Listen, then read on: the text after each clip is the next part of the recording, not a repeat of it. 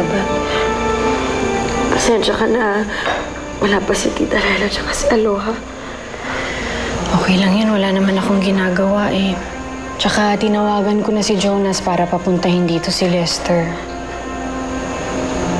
Pasensya ka na, Bridget, ha? Mukhang ako pa ang dahilan kung bakit ka dinugo. Kilala kita, Ellery. Alam ko, hindi ka nag-iisip ng masama sa kapwa mo. Hindi mo naman ginusto to eh.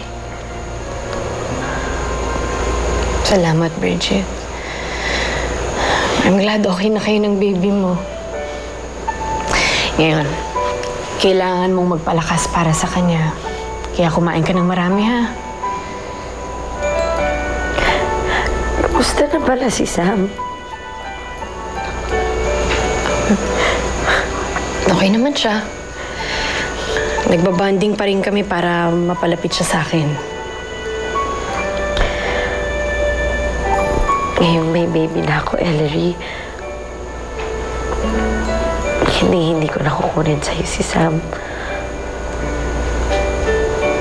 May little bundle of joy na rin akong pagkakaabalahan. Isa na lang ang hiling ko. Sana magkaayos na tayo talaga. Sana kalimutan na natin yung mga nangyari.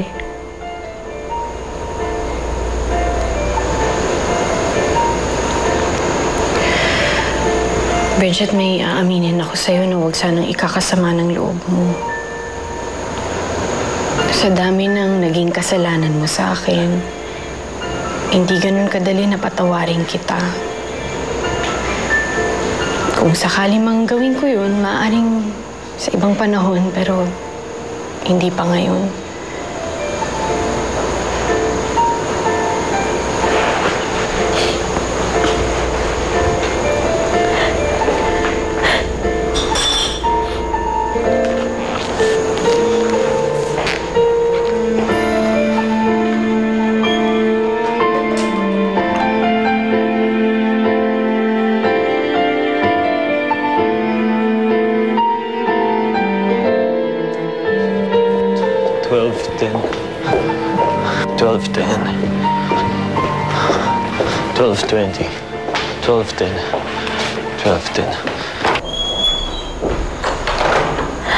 Jonas,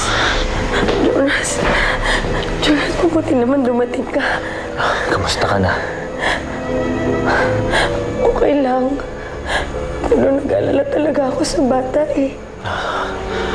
Ayaw. Si Ellery. Di ba nandito si Ellery? Kakaalis niya lang. Hindi ba kayo nagkasalubong? Ay, hindi. Tatawagan ko na lang siya mamaya. Kamusta ang bata? Okay naman daw, sabi ni Ellery. Pero Jonas, nag-alala talaga ako.